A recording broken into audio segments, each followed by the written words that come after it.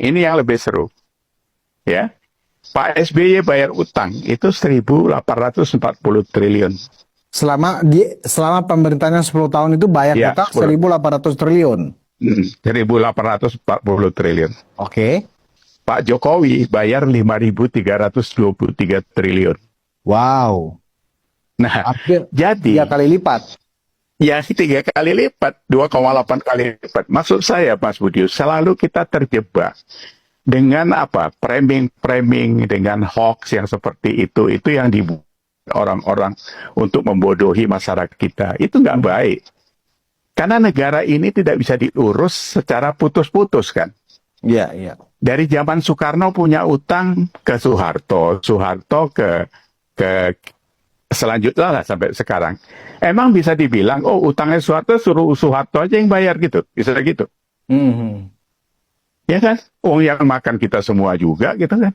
Nah, ini yang saya pikir dialektika berpolitiknya kita itu kacau. Kacau banget. Ini kalau nggak diperbaiki, ini justru yang berbahaya. Jadi ya, saya teruskan yang tadi lagi ya. Oke. Jalan negara, revitalisasi. Pak SBY membangun 11.350. Dia lebih banyak bangun jalan. Ini sama revitalisasi ya. Revitalisasi itu jalan yang sudah ada itu bisa didesarkan atau bisa ditimpa dan sebagainya. Pak Jokowi itu membangun 10.700 kilometer. Tapi tolnya 2.700, dia lebih banyak daripada Pak SBY. Pak SBY bangun tol 350 km, Pak Jokowi 2.700. Ya. Jadi unda-undi saja dia. Bendungan. Pak SBY bangun bendungan 7, yang 18 itu bahasa yang dulu kita pakai itu mangkrak. Itu diteruskan Pak Jokowi, ditambah lagi 56. Jadi Pak Jokowi itu bendungan itu 60-an lebih kan. Jadi terus apa lagi? Bandara, revitalisasi 16, Pak Jokowi 15. Yang baru Pak SBY 39, Pak Jokowi 38. Berikutnya apa lagi? Yang tidak ada kaitannya dengan pembangunan langsung. Freeport. Berapa presiden membiarkan Freeport 9% sahamnya? Diambil Pak Jokowi, dibayar 60 triliun, uangnya Inalum kan? Kita ingat itu kan? Iya. Petral. Berapa presiden menikmati Petral? Kita nggak usah mengatakan mereka terima komisi. Tapi kenapa itu didiamkan? Kalau itu ada mafia minyak di sana. Januari 2015 dibubarkan sama Pak Jokowi. Ya kan? Saya waktu itu ingat kalau dia mau terima $1 aja. Satu hari $1 juta diterima. Berikutnya apa lagi? Sumur minyak. Blok Rokan Mahakam. Diambil Jokowi. Wilayah udara Singapura diambil bulan Maret 2024. Yang sudah tahu dari tahun 46 dikelola Singapura. Jadi kita mau ke Riau, presiden lapor dulu sama Singapura gitu kan. Apalagi kunjungan ke Papua. Semua presiden cuma sekali kunjungan. Jokowi 18 kali. Jadi kalau kita compare benchmark, kan harus ada data gitu.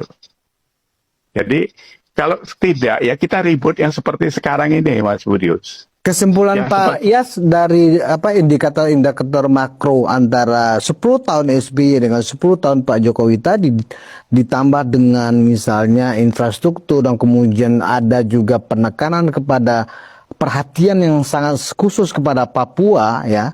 Itu apa yang Pak Iyas simpulkan dari angka-angka yang memang sudah muncul ini? Gini, Mas Budius, kita ini kan punya Pancasila. Ketuhanan yang Maha Esa, bebas beragama, berantakan. Kan gitu kan. Kita harus jujur loh.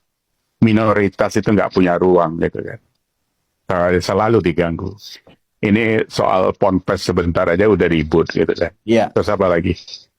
Yang lain-lain sampai keadilan sosial, pemerataan dan sebagainya itu kan tidak terjadi. Itu saya lihat cuma ada di Jokowi waktu itu. Ngapain dia sampai ke Papua 18 kali? Membangun Trans Papua 3.600 kilometer itu.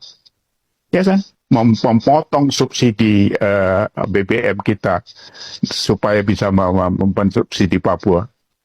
Itu kan sebuah pemikiran seorang negarawan. Nggak gampang itu. Kalau dia cuma mau duduk jadi presiden, untung rugi saja. Sudah dari kemarin-kemarin kaya dia itu kan. Jadi poinnya satu ya, kalau cari pemimpin ya memang kata Tan Malaka itu ya, memang harus dari rakyat yang pernah menjadi rakyat. Tidak bisa rakyat cuma artifisial saja kan gitu. Jokowi itu kan memang rakyat kan, karena hidupnya dari dulu dari pinggir kali Surakarta dan sebagainya. Jadi fokusnya itu pembangunannya itu terlepas di sana sini kurang banyak korupsi. Karena tidak bisa juga semuanya ditangani sama dia kan gitu. Ini negara besar bos. Dipegang sana. Jadi prioritas kerjanya yang mana begitu. Inilah hasil kerja dia kalau menurut saya.